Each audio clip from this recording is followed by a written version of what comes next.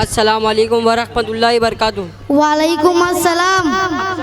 अरे भाई तुम कई साल से कहा थे, हम तुम्हारे दीदार को तरस गए थे। अरे भाई, बड़ों के लिए ससुराल और छोटों के लिए ननियाल नानी का घर है। दुनिया में जन्नत की तरह लगता है, ऐसा लगता है।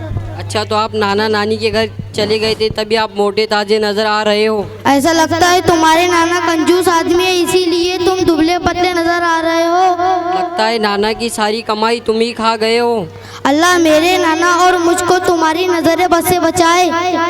खाने दो जरा, ये तो बताओ वहाँ पर क्या कर रहे थे।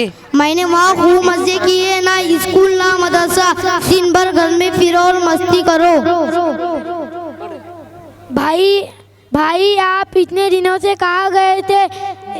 भाई आप ये सफ़ेद सफ़ेद लिबास पहनकर कहाँ जा रहे हो? बड़े ही नेक लग रहे हो। हम लोग मदरसे से आ रहे हैं। हमारे मदरसे में यूनिफॉर्म यानी इस्लामी लिबास पहनना ज़रूरी है। हमारे असातिज़ा बहुत मेहनती है, ज़रूर पूछिए। अच्छा, माशाअल्लाह, आपके अभिजा बहुत अच्छे आदमी है। वो आपको क्या क्या पढ़ाते हैं, ज़रा बताइए। वो कौन सा गुनाह है जिसको अल्लाह ताला कभी माफ़ नहीं करेंगे? हमारे असातिज़ा हमको कुरान पढ़ाते हैं और दीन की ज़रूरी बातें सिखाते हैं और कुरान मजीद की बातें बताते हैं। जिस इंसान की मौत शिर्क पर हो उसको अल्लाह कभी नहीं माफ़ करेगा। बताइए वो कौन सा गुनाह है जिसका बदला दुनिया और आखिरत में मिलकर ज़रूर रहेगा? मेरे भाई, मेरे भी कई हक़ का बदला दुनिया और आखिरत में मिलकर रहेगा। वो गुनाह इंसान और जुल्म करना है, जुल्म का बदला उस दुनिया और आखिरत में मिलकर रहेगा। मेरे भाई ज़रा मुझे बताओ कि वो कौन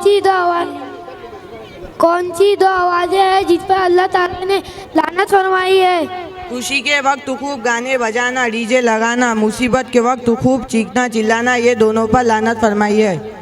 खुशी के वक्त और गमी के वक्त मुसलमानों को क्या करना चाहिए? अरे भाई, अगर अल्लाह ताला ने आपको खुशी का मौका दिया है तो अल्लाह का शुक्र अदा करो, और मुसीबत वगैरह आए तो इस पर सब्र करके, ये हुक्म मुसलमान को अल्लाह ने दिया है। अच्छा, तो एक और बात बता दीजिए, जो इंसान बगैर इल्म के लोगों को मसाइल बताता है, लोगों को फतवी देता है, उसका क्या हुक्म है? जो इंसान बगैर इल्म के लोगों में फतवा देता है, उस पर फरिश्ते लानत करते हैं। सुना है आजकल हमारे यहाँ फ्री के मुफ्ती बहुत है, ये लानत उन लोगों के लिए है। मैं आपसे कुछ सवाल पूछ सकता हूँ? जरूर पूछिए, अगर हमारे इल्म में होगा तो जरूर जवाब देंगे। हमारे नबी दुनिया में कितने साल रहे? 63 साल रहे। हमारे नबी मक्का और मदीना में कितने साल रहे? मक्का में 53 साल, मदीना में 10 साल रहे। हमारे नबी को जब नबी बनाया गया तो आपकी उम्र कितनी थी? 40 साल थी। पहले वही के वक्त आपकी उम्र कितनी थी? 40 साल 11 दिन की थी। अरे मेरे भाई, ऐसी कौन सी दो चीज़ें इंसान को ढूंढकर खुद तलाश कर लेती है? मौत है जो इंसान को तलाश करके खुद बच जाती है। अरे इंसान का रिस्क है, वो तलाश करके बच जाता है। और ये भी सुन लीजिए कि आज इंसान मौत से डर रहा है और छुप रहा है, और इसके पीछे इतना डर रहा है कि हलाल हराम की तमीज़ को ख़त्म कर देता है, हक और नाहक को भूल जाता है, जुल्म और इंसाफ को भूल जाता है, किसी का माल चुराते हुए अल्लाह को भूल जाता है। जबकि कुछ भी करे, किस्मत से ज़्यादा का रिस्क उसको नहीं मिल सकता। आया आपकी समझ में? जी हाँ, आपकी बात हक है और सच है। बेशक मेरे भाई, आपने बहुत पते की बात बता दी। हकीकत में हमारा ईमान अगर इतना मजबूत हो जाए और इस पर हमारा ईमान जम जाए कि तकदीर का लिखा हुआ कोई मिटा नहीं सकता, फिर क्या ज़रूरत है झूठ, फिर क्या ज़रूरत है किसी का दिल दुखाकर हासिल करने की, फिर क्या ज़रूरत है झूठ बोलकर हासिल करने की, फिर धोखा देकर माल कमाने की, फिर क्या ज़रूरत है किसी का माल हड़प करने की, फिर क्या ज़रूरत है? कि तकदीर का लिखा हुआ कोई मिटा नहीं सकता, तकदीर का लिखा हुआ मिलकर रहेगा तो सारी उलझनें और परेशानियां दूर हो जाएंगी। फिर मस्जिद में हमारा दिल लगेगा, फिर नमाज में हमारा दिल लगेगा।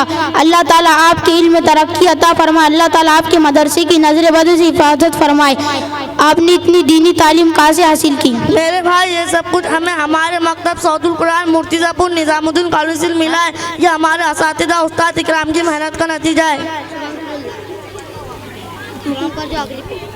मैं तुम्हें कुछ बातें बताना चाहता हूँ। सबसे पहले ये पढ़ाई का नुकसान नानी के घर जाने से होता है, इसलिए पढ़ाई के वक्त बच्चों को रिश्तेदारों के घर, खास तौर से नानी के घर ना भेजें।